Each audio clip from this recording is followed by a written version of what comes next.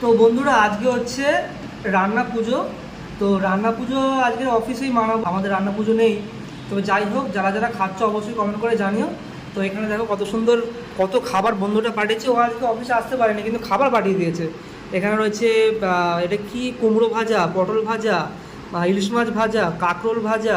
এইটা ঠিক আমি বুঝতে পারছি না কী ভাজা, ওকে পরে জিজ্ঞাসা করবো। এখানে আলু ভাজা আর কলা ভাজা রয়েছে, এখানে বরবটি ভাজা, এখানে উচ্ছে ভাজা, এখানে হচ্ছে এটা কি ভেন্ডি ভাজা, আর এটা হচ্ছে বেগুন ভাজা, আর এখানে রয়েছে মালপোয়া, এখানে হচ্ছে একটা ঘ্যাট পুঁই শাক দিয়ে, আর এখানে রয়েছে ডাল শুকনো, আর এটা হচ্ছে পায়েস, আর এখানে এক্সট্রা ভাত রয়েছে, লাগলে খাবো। যাই হোক, এত খাবার নামও ভুলে ফেলেছি। তো প্রথমেই এই ভাজাভুজি দিয়ে একটু খাওয়া যাক। এই যে বেগুন ভাজাটা রয়েছে, বেগুন ভাজাটা দিয়ে একদম করে একটু নুন লাগবে। তো একটু নুন নিয়ে নিলাম, একটু নুন দিয়ে এখান থেকে নিয়ে ভাতের মধ্যে, এখানে সব রকম ভাজা আছে। তো ভিডিওটা অনেক বড় করতে চাইছি না, তো সব রকম ভাজা দিয়ে একটু ট্রাই করা যাক।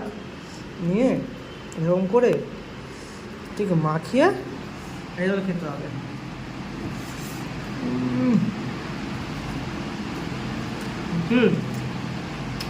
আচ্ছা, তারপরে যে ইলিশ মাছ ভাজা বন্ধু, একদম ইলিশ মাছ ভাজা দিয়ে ওটা এইভাবে খেতে হবে।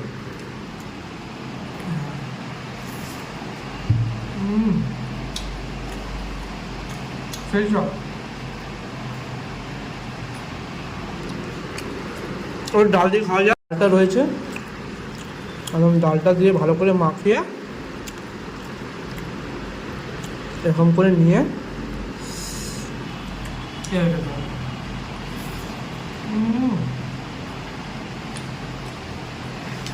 আর এখানে একটু কাঁচা লঙ্কা,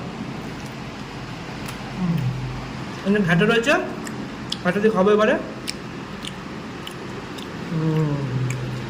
দেখতে পাচ্ছি ওখানে ডাটা রয়েছে, ডাটা পুঁই ডাটা মাখিয়ে নিয়ে জিনিসটাকে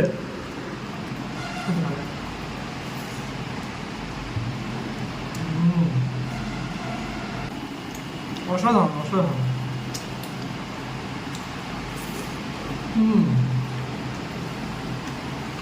তো আর এরকম বাচ্চা খাচ্ছে অবশ্যই কম করে জানিও। মানে অনেক খাবার রয়েছে, এখানে রয়েছে মালপোয়া রয়েছে, এখনও একটা পায়েস রয়েছে, ওটা খাবো কিন্তু ভিডিওটা অনেক বড় হয়ে যাবে, এখানে শেষ করছি। তো কারা কারা এরকম বাড়িতে খাচ্ছে অবশ্যই কম করে জানিও। তো এখনকার জন্য টাটা।